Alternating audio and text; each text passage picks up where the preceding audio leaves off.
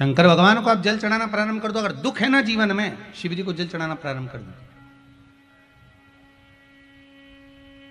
और एक निवेदन और करेंगे, अगर दुख समाप्त ही नहीं हो रहा है, कोई बीमारी एक पूरी होती है, दूसरी लग जाती है, दूसरी बीमारी पूरी होती है, तीसरी लग जाती है, तीसरी बीमारी पूरी होती है, चौथी लग जाती है, कुछ प्रॉब्लम चली रही है, तो एक जल के पात्र में जल लीजिए, कलश लोटा पानी का भर लीजिए और उस पात्र में चावल के 2 दाने डाल लीजिए, अक्षत के 2 दाने डालिए। घर में से लेकर जाओ, थोड़ा सा जल बेलपत्री के वृक्ष के नीचे डाल दीजिए, थोड़ा सा जल पीपल के वृक्ष के नीचे डाल दीजिए और थोड़ा सा जल या तो आंवले का पेड़ मिल जाए या शमी का वृक्ष मिल जाए, शमी का वृक्ष मिले या आंवले का वृक्ष मिले, उसके नीचे डाल दीजिए। 3 जगह पर अगर कोई बीमारी ऐसी हो गई कि वो समाप्त नहीं हो रही, बड़ी बड़ी तकलीफ, मतलब एक बार दवाई अगर चालू हो गई तो दवाई बंद ही नहीं हो रही है, तो उसके लिए आपको 3 जगह पर जल चढ़ाना प्रारंभ कर दो। मात्र 1 हफ्ते से ज्यादा चढ़ाना भी नहीं पड़ेगा। जैसे 1 हफ्ते आप टेबलेट लेते हो, गोली लेते हो, 1 हफ्ते चढ़ाना प्रारंभ कर दो। सबसे पहले बेलपत्री के पेड़ के नीचे क्या करना है, जल का पात्र लेना है, उसमें 2 दाने चावल के डालना, 2 दाने अक्षत के डालिए। पहले बेलपत्री के पेड़ के नीचे जाओ, वहां जल चढ़ाओ, फिर जाइए पीपल के वृक्ष के नीचे, वहां जल चढ़ाइए, आखिरी में या तो शमी के नीचे या फिर आंवले के नीचे, इन दोनों में से कोई एक वृक्ष जिसके नीचे। पर 1 हफ्ते अगर आपने आंवले में चढ़ाया है तो आंवले में ही चढ़ाना, शमी में चढ़ाया है तो शमी में चढ़ाना है। ये बदल के मत चढ़ाना कि आज मैं शमी में चढ़ा देती हूँ, कल आंवले में चढ़ा दूंगी, ऐसा नहीं। और ध्यान रखिए एक बात का, कई माताएं क्या करती हैं, पशुपति व्रत करती हैं, तो अभी मैं ये वाले मंदिर में कर लेती हूँ, अगला मैं उस मंदिर में कर लूंगी, अगला मायके में जाके कर लूंगी, ये गलत है। अगर पशुपति नाथ का व्रत कर रहे हो तो एक ही मंदिर में करना है,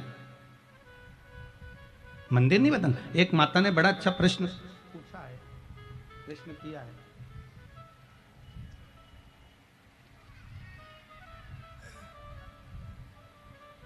पंडित श्री रामानुज जी पाठक आचार्य जी ने यह प्रश्न किया है, जहां भी बैठे हैं उनके चरणों को प्रणाम है, ब्राह्मण देवता के चरणों को बहुत बहुत साधुवाद। आपने बहुत अच्छा प्रश्न किया है आचार्य जी, आपको चरणों में नमन करता हूं, विराजिए। बहुत सुंदर प्रश्न है। शिवलिंग घर में पूजन में 2 रख सकते हैं क्या, आपका प्रश्न है आचार्य जी। शास्त्र रीति कहती है शिवलिंग घर में 1 होना चाहिए, और हमने पहले भी कहा है कि मूर्ति शिवलिंग या भगवान कृष्ण या राम जी या ठाकुर जी या जगदम्बा जी जिसकी आप पूजन कर रहे हो, वो घर में अंगुष्ठ आकृति से बड़े नहीं होना चाहिए।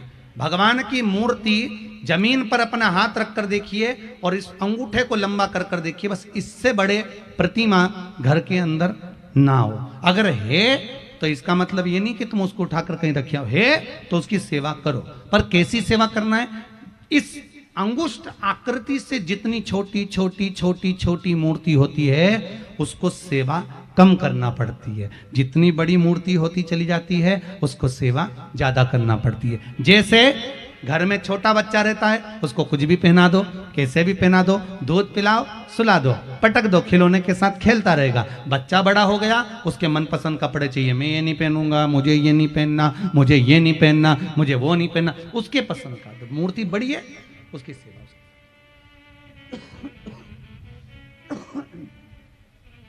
मान लो घर में 2 शंकर जी हैं, आचार्य जी ने केवल स्वयं के लिए नहीं, संपूर्ण जितने इस शिव महापुराण को सुन रहे हैं, पूरे विदेश में, देश में, जहां जहां लोग फेसबुक यूट्यूब के माध्यम से इस पावन कथा को श्रवण कर रहे हैं, बहुत ध्यान से, बहुत सुंदर प्रश्न आचार्य जी ने करा है, पाठक जी ने। घर में मान लो 2 शिवलिंग है तो फिर करना क्या है, उसका क्या करें।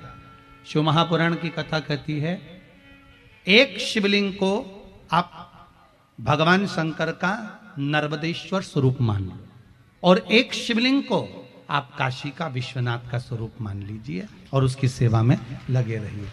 इसका मतलब ये नहीं है कि 2 शिवलिंग है तो आप उठाकर उसको पीपल के पेड़ के नीचे रखिए आओ या मंदिर में रखवा दो या कहीं रखवा दो, नहीं। जैसे घर में जो बच्चा रहता है उसको हम किसी को दे नहीं सकते, माँ बड़ा पक्का मन बनाना पड़ता है तब जाकर अपने बच्चे को किसी को देती है, नहीं तो मायके तक छोड़ना पसंद नहीं करती अपनी औलाद को माँ। तो हमारे भगवान को कैसे छोड़ दें? हम हमारे परमात्मा को कैसे छोड़ सकते? नहीं, हम उस परमात्मा को नहीं छोड़ सकते। हम कैसे त्याग दें? शिव महापुराण की कथा कहती है अगर शिवलिंग 2 हैं, ठाकुर जी 2 हैं, 2 गणेश जी हैं आपके घर में, तो इसका मतलब ये नहीं कि आप उठाकर कहीं रख के आ जाओ, उनको छोड़ कर जाओ। नहीं नहीं, अपने घर में रखो, सेवा करो, अर्चना करो। हैं, हो सकता है बाबा की कृपा है, वंश बढ़ रहा है, बाबा का उसमें कोई दिक्कत नहीं। पर हाथ कर कर अगर घर में एक ठाकुर जी हैं तो ज्यादा ठाकुर जी लेकर मत आओ। आपके घर में एक शिवलिंग है, ज्यादा शिवलिंग लेकर मत आओ। बाजार जाते हो, ज्यादा वस्तुएं भगवान के लिए श्रृंगार लाओ, भगवान की सेवा का सामान लाओ, पर ज्यादा भगवान हमको लेकर नहीं। जितना बने उतनी सेवा करो। धन्यवाद पाठक जी, बहुत बहुत साधुवाद। विराज जी बहुत बहुत साधुवाद। आपके प्रश्न से कई लोगों को उसका फल मिला, बहुत बहुत साधुवाद। एक प्रश्न हो रहा है आपका, दर्पण, जो दर्पण होता है, कांच होता है, वो घर में कहां रखना चाहिए? शिव महापुराण के अनुसार तो हम वर्णन नहीं करेंगे, इसका भविष्य पुराण के अनुसार वर्णन करेंगे। भविष्य पुराण के अनुसार जिस कक्ष में आप निवास कर रहे हैं उस कक्ष में ध्यान देना कि जहां आप सोते हैं, सोते समय बिल्कुल पांव के सामने दर्पण नहीं होना चाहिए, इसका विशेष ध्यान रखें। आप सो रहे हैं, चरण आपका सामने है, दर्पण ना हो। जैसे हमारे यहाँ झाड़ू की महत्वता कही, जो झाड़ू होती है, बुआरी होती है, जिस झाड़ू को अपन झाड़ते हैं, ये महाराज 3 जगह पर नहीं रखना चाहिए। कितनी जगह पे नहीं रखना है? 3 जगह। पहला, जिस कमरे में पति पत्नी दोनों सोते हों उस कमरे में झाड़ू कभी मत रखना, क्योंकि पति पत्नी में क्लेश बना ही रहेगा, आपस में प्रेम स्नेह नहीं रहेगा।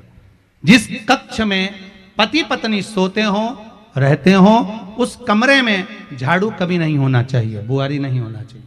दूसरा, जिस कक्ष में, हॉल में लोग आकर बैठते हो और वहां कोई सोफा सेट लगा हो, कोई पलंग रखा हो, उस पलंग के नीचे, उस सोफे के नीचे झाड़ू नहीं होना चाहिए। सास और बहू का संबंध अच्छा नहीं रहता, विवाद होगा ही, ये पक्का है।